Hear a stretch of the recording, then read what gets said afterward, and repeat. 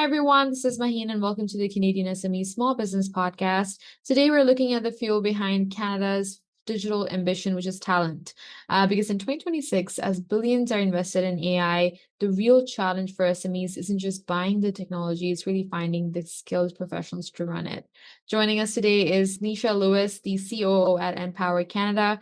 With over 20 years of leadership experience, Nisha is at the forefront of a movement that creates pathways to economic prosperity for underserved youth and adults. By launching them into meaningful digital careers, NPower Canada is bridging the gap between industry needs and job-ready talent. So without further ado, let's dive in and welcome Nisha. Nisha, it's a pleasure to have you on the show with us. Thank you for joining. How are you? I'm great. Thank you for having me, Maheen. It's great to be here. Absolutely. Very excited. And would love to open a discussion by understanding the AI ambition versus the reality. Nisha, Canada is making massive investments in AI, yet there seems to be a significant disconnect between our Mm, corporate goals and our actual talent pool. Please tell us, where is the biggest gap between AI investment and available talent for SMEs in Canada? yeah, it's pretty broad. There's sort of a lot to unpack there. I think the gap between AI investments and sort of the talent required in Canada is actually pretty big, especially for small to medium-sized businesses. They're falling behind global competition in AI adoption, and some people call it an imagination gap or an innovation to implementation gap, which Mhm. really is the ability for an organization to envision AI strategic relevance for their operations and then a practical benefit out of that. So I did some research on this, and TMU had a report recently that said that only 12% of SMEs have done AI pilots and have successfully deployed AI to help them deliver their goods and services. And the gap is primarily not technology driven, but talent driven. And that talent piece really can be cultural, operational, and psychological. So while an SME might struggle with the costs to have the infrastructure, AI programs, depending on how they're deployed, are not cheap, right? There has to be an investment there in the software and then the technology itself. But also there's a gap with SMEs sometimes around how ready their data is. There are a lot of businesses that still have paper processes and may not have the data systems in place that the AI can then work with. So that's another one there. But the struggle to, I think, train staff. So whether they're training their current staff or hiring staff to effectively utilize AI is another barrier. So there's a couple of reasons for that. So small businesses, you're competing with the large enterprises, you're competing with the big banks and everyone else for talent, but often without the name recognition, the brand recognition that allows you to go into, a University of Waterloo and hire those grads, and also the resources to do that.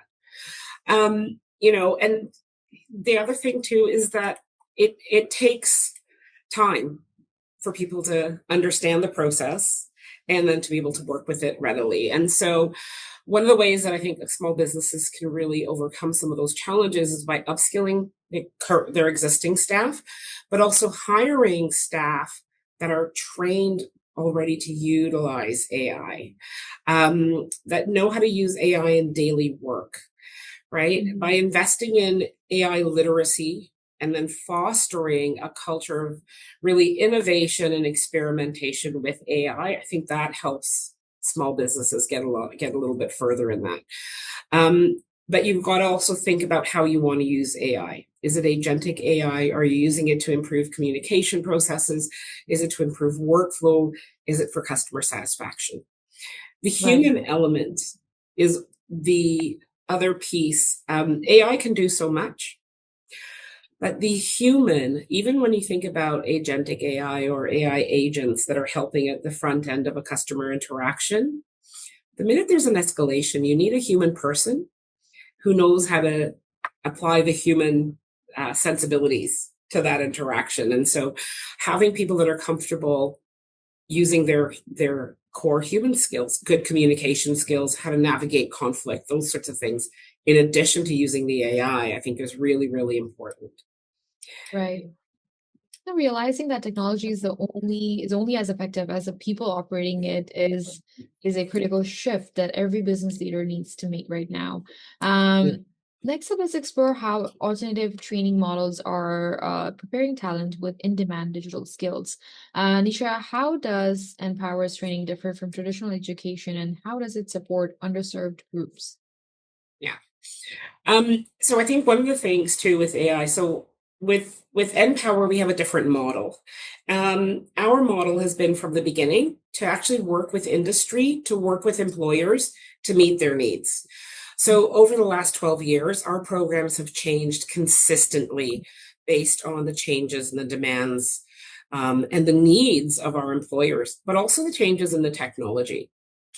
So one of the ways that a program like NPower Canada can help is really helping employers access non-traditional training model, but also non-traditional talent. Right. So we really are about creating a skills-ready workforce that is equipped for the digital economy, but that also has those professional skills that serve employers long term. We know that technology changes probably every 3 or 4 years. There's pretty big shifts in technology. What you want from your employees is for them to be able to go with the flow, to be able to have that learning mindset, to be able to move forward and adapt and want to learn and be motivated to learn and utilize that new technology. And that's really one of the things that we do well. NPower is a little bit different from other training models in that our alumni, the folks that graduate from our program, after they go to work for the employer, they still get 5 years of support from us. What can that look like? It looks like additional training, right? We're partnering with organizations like IBM and others to really offer continuous upgrading and skilling pathways for our program graduates. That means they're coming to you now with the skills, and we have 3 programs. We have cybersecurity, we have data analytics, and then we have a general digital IT program. So they come with those skills and they come with the professional skills, but it means that they have an opportunity to continue to build on those skills. And that's really important, I think, for small to medium businesses, because there's a cost to not just hiring new talent, but that onboarding and that continuous training. So I think that's one of the ways NPower can really help. The other thing too is, like I said, larger organizations, they have the resources and they have the brand recognition to hire from post-secondary, and some SMEs do as well.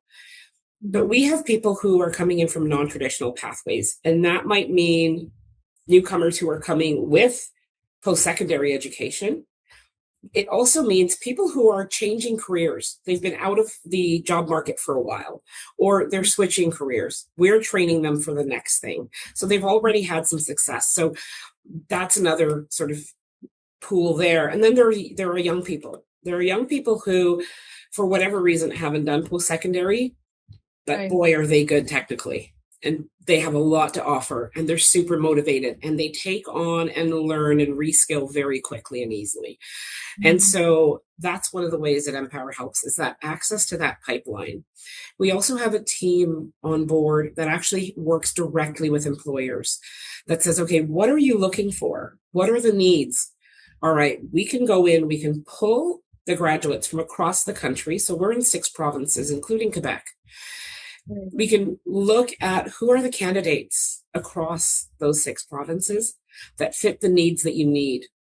Who are the candidates that might be in your community, whether that's urban or a smaller rural community in Nova Scotia, say, and we can do a bit of that talent matching for you. I think the other piece too is the fact that our programs are short cycle, but they're really industry informed. Our junior IT analyst program is in collaboration with Google. The data analyst program is in collaboration with Microsoft. Right. And so these are credentials that employers have said they need. Like I said, we continually are updating our programs. We want to make sure that we offer employers not the people that have all of the skills they need. So, last year, in the last 2 years, we've added AI components to all of our programs, but it's not just adding another technical skill.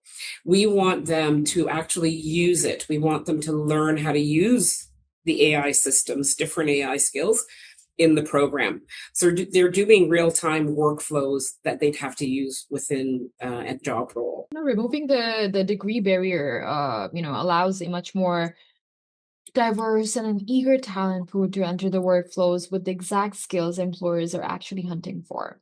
That's right. Next up, Nisha, let's discuss why inclusive AI adoption is so critical to avoid widening economic gaps. Tell us who is being left behind in Canada's AI growth and why does inclusion matter?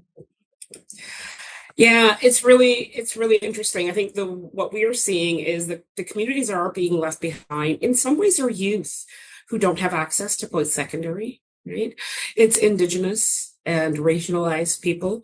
It's also rural and low-income families. Sometimes opportunities for people and even for SMEs that are in rural locations are different. The access to the talent pool is different, right? It's true for individuals, like I said, and for small businesses. It's for businesses, it's that access to the technology, the expertise that they are lacking. The inclusive approaches are really vital for multiple reasons, including ethical, legal, and just socioeconomic reasons. Representation and governance. Representation matters. Ensuring that diverse voices are part of the AI that we design is really important because there can be harm that arises from AI. Right. And we've seen examples of that before where, people of different races aren't recognized and things like that. So it really is important. Also, we want to make sure that for Indigenous populations, for instance, that the inclusion supports their sovereignty, their self-determination. And we want to ensure that it sort of aligns with what Indigenous communities have, which are really consensus-based systems. There's equity and fairness. Without inclusion, you know what I mean? We risk exacerbating some of those social problems. But we want to make sure that one of the benefits to embedding diversity and diverse voices into design and the utilization of AI is it just makes it better. We are no longer operating in a world where we are only operating within our small community. We are operating and selling our products and our services internationally. We are selling our products and services even within Canada. There's a great deal of diversity across the country within communities. And so ensuring that you have a diverse workforce ensures that you can align and you can make sure that you're serving all communities equitably. I think that's really a big part of it. And the other piece is just in innovation. The more people you have, the more ideas you have, the more diversity of thought that you have and of experience, the better your products and services are. Absolutely. No, prioritizing inclusion and really ensures that the benefits of the AI revolution are actually shared by all Canadians, creating a much stronger economy for everyone. And to the SME owners and hiring managers that are watching us, in 2026, the war for talent is won by those who look in unconventional places. So if you're only hiring from the same three universities, you're missing out on a pipeline of diverse, job-ready professionals who are primed to succeed in your digital roles. So please open your doors to non-traditional talent and watch your productivity soar. Now let's look at how cybersecurity training is opening new pathways for mid-level professionals. Nisha, how is demand for cybersecurity evolving, and how does your program prepare talent? Yeah, that's one of the things that we've actually just changed this year. So like I said, we're always in consultation with industry, and we actually have an industry council, large, small, medium enterprises that help inform our curriculum, the skills they're looking for, what the changes in the marketplace can be. And so this year we are introducing a cybersecurity program with Fortinet. And it really is a great program in that there's core foundational pieces, and then people can choose their pathway and specialize in different areas.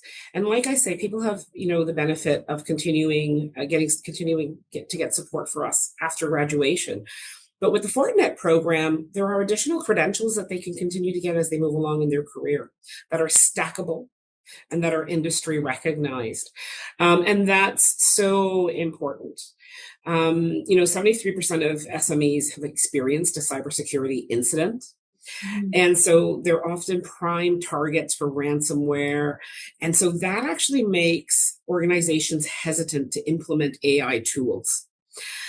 And so having staff that are trained in the most up-to-date cybersecurity and AI elements can really help, right? It means that, and it's what's interesting for us is the graduates and the people that are in that Fortinet security expertise program is that they are almost all of them have post-secondary, or they have experience within tech and within cybersecurity. So you're getting folks that actually come with a good knowledge base already, in addition to the most up-to-date skills that we can get them. No, I mean, moving talent from early, from entry-level IT into specialized security roles is the ultimate way to protect the longevity of small and medium-sized businesses. Finally, let's explore how regional programs are closing workforce gaps across Canada. Nisha, how does NPower build regional programs with SMEs, and can this scale across Canada? Yeah, so it's really interesting. We've just done a pilot. It finished on Friday of last week. We had met with the Northern Manitoba Sector Council. So like I said, we're in 6 provinces, British Columbia, Alberta, Manitoba, Ontario, Quebec, and Nova Scotia. And in Manitoba, we had a meeting with the Northern Manitoba Sector Council, and they identified that they had some gaps within their community. So in Northern Manitoba, particularly the communities of Flin Flon, Thompson, and the Pas, they had a shortage of workers that needed particular skills. In that case, it was particular to in the healthcare field. So they said, is there training that we can provide? We actually developed a training for them.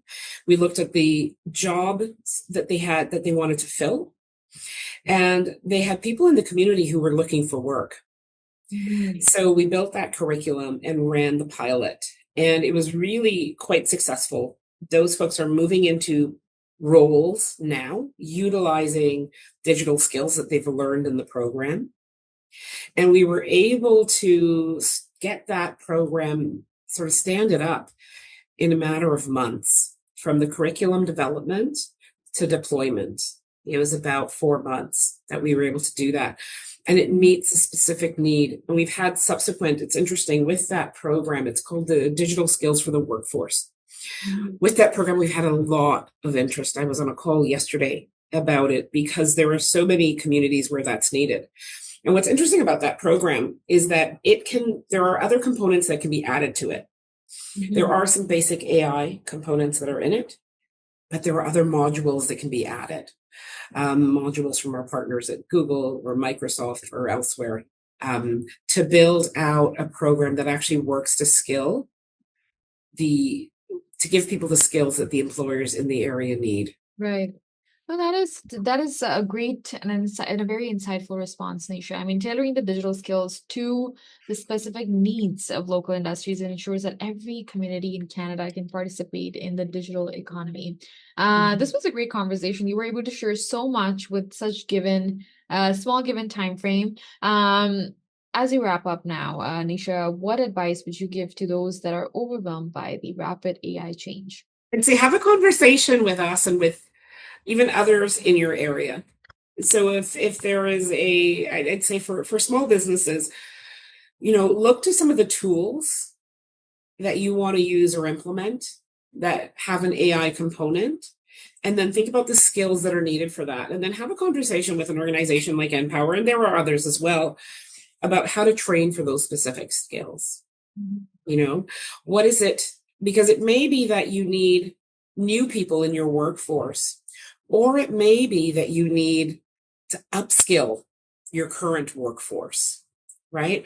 Like I said, if you're moving from a lot of paper data collection and records, and you want to then digitize, you want to move to more automation for that, and you want to then implement AI so that you can gain insight and readily use that data, then those are specific skills. And I say, once you have the conversation with an organization like NPower Canada, we can then really help you to move forward, to say, these are the skills, these are the things we can train for. Either you can place somebody into a program we have existing, or we can come and do this with you. But I think don't fear it. Don't fear AI, and don't fear the skills that are needed. I use AI in my role. I've used AI. I've used it differently. And I know there are a lot of different AI models out there. So you want to allow for some experimentation for your staff, but you also want to give them some guidance and some guide rails on how to use it effectively. But I'd say have conversations with other organizations, with your collaborators, with your suppliers, just to see what else are people using and what might actually work for your business and your industry. That is a great reminder, Nisha, that meaningful opportunities, they're built on the foundation of continuous accessible learning. So thank you so much for walking us through it, and thank you so much for your time. Thank you. And listeners, that was Nisha Lewis from NPower Canada, a masterclass on how inclusive, non-traditional training is the key to closing Canada's digital gap and powering our AI future. Thank you so much for tuning into the podcast. Please be sure to subscribe and visit CanadianSME.ca for more resources. A special shout out to our partners, UPS and ADP, for their ongoing commitment to empowering small businesses across Canada. Please keep thriving, and we'll see you in the next one.